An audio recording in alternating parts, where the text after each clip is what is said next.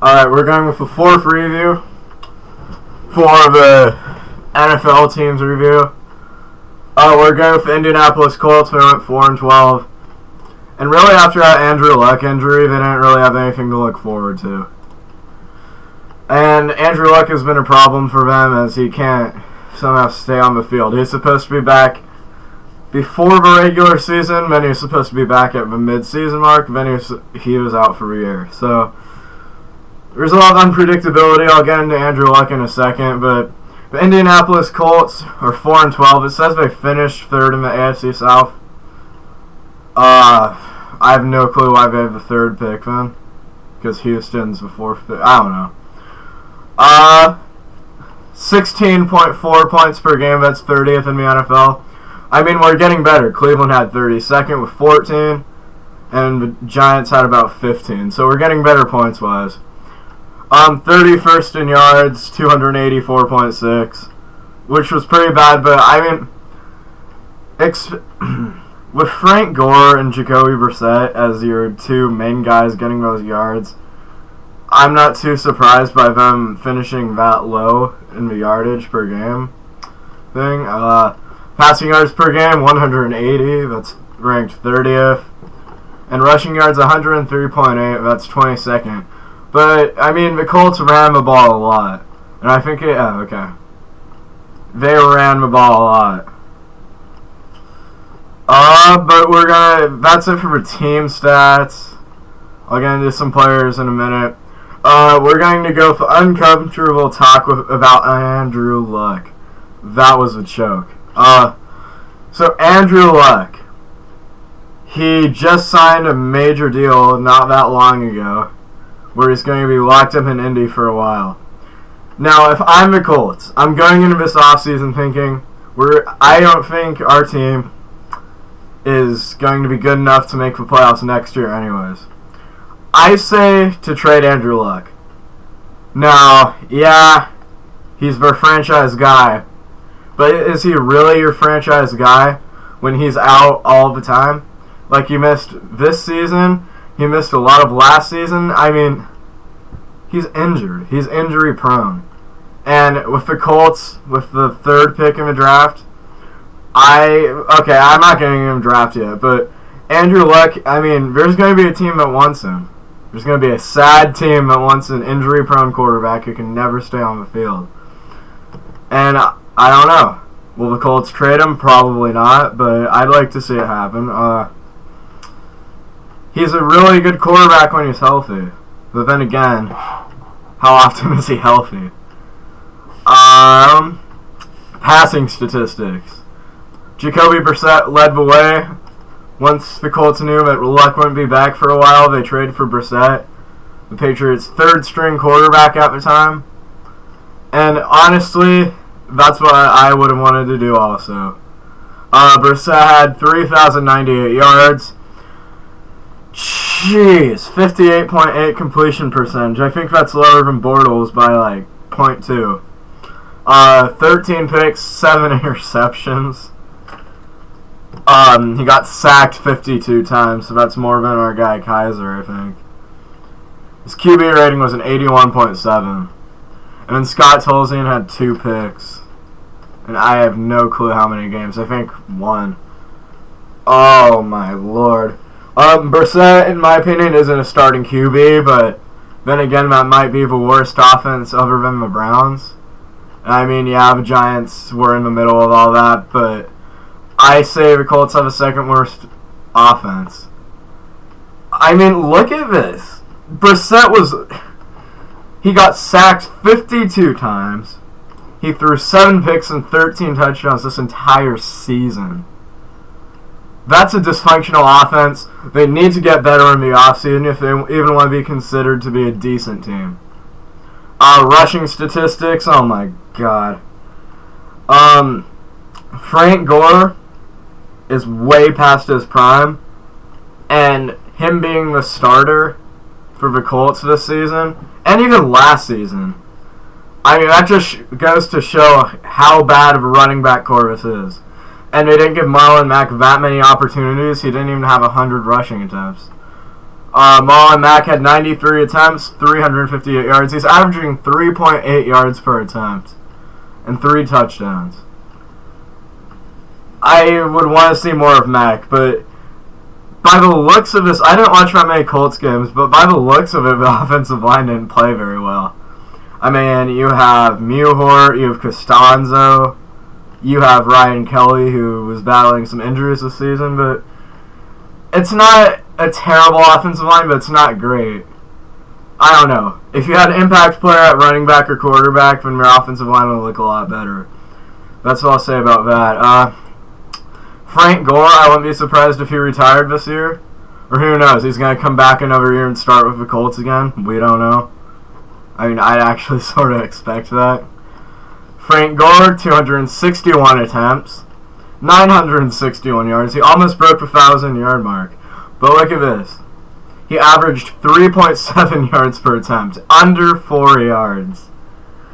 Under 4 yards. I mean, I don't know how to say this. It's just the running game for the Colts for the longest time has been dysfunctional. I mean, I don't remember the last time they were that great at running back since Joseph Adai. And that was like, what? That was close to 10 years ago. Jeez. And 3 touchdowns. Okay. He had the same with Mack, but Mack had, I want to say 3 times less carries than Gore. Jacoby Brissett, 63 attempts, 260 yards, and 4 touchdowns. So Jacoby Brissett led the Colts in rushing touchdowns this year. Amazing. And that's one thing I like about Brissett's game. He's a dual threat QB. He's not a great dual threat QB. He's not even. I don't even think he'd be a decent one.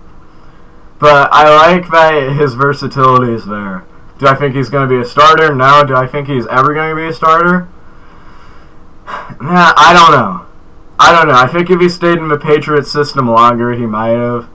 But with the Colts now, especially if they're getting Luck back, who I don't think is going to be healthy coming into the season. He's not going to stay healthy, if that. There's not really any other impact guy in the rushing. I mean, there wasn't an impact guy for rushing stats, but everyone else is like 5 carries or something like that. The receiving yards, Jack Doyle led the way in receptions with 80. He had 690 yards and 4 touchdowns. Jack Doyle's underrated. He's really underrated. There's not really. He's a solid player. He's a starting tight end. I'd love to have him on Baltimore, that's for sure. We're going to move on to T.Y. Hilton, who led the way receiving yards. He had 57 receptions, 966 yards, and 4 touchdowns.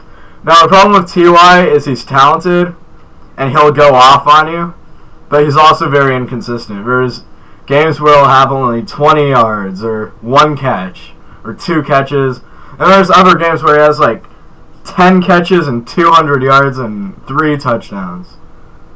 Actually, not 3 touchdowns because he only had 4 this season. I can't believe T.Y. only had 4 touchdowns. I mean, Brissett's not a very good quarterback to throw to him. I don't know. Dante Moncrief had a... I expected him to do better. I think Colt fans probably would think the same. 26 receptions, 391 yards, and 2 touchdowns. Yeah, I expected more from Moncrief. Marlon Mack had an impact. And so did Frank Gore. What the heck? So Frank Gore was 3rd in receptions. Mack was 6th in receptions. Yeah, I don't know. I think T.Y. needs a better quarterback throwing to him. And I don't think T.Y.'s at that top tier level. He might not even be at the... He's in the elite level, but he's near the bottom, I'd say. But who am I? I'm just a 15-year-old who's not a pro. So, I don't know. Vinatieri, in other news, I think he got that bonus for kicking a certain amount, percentage-wise. Vinatieri, I mean, he's aiming for that record for the oldest football player. I don't know if he can do it, but he has to be considered the greatest kicker of all time.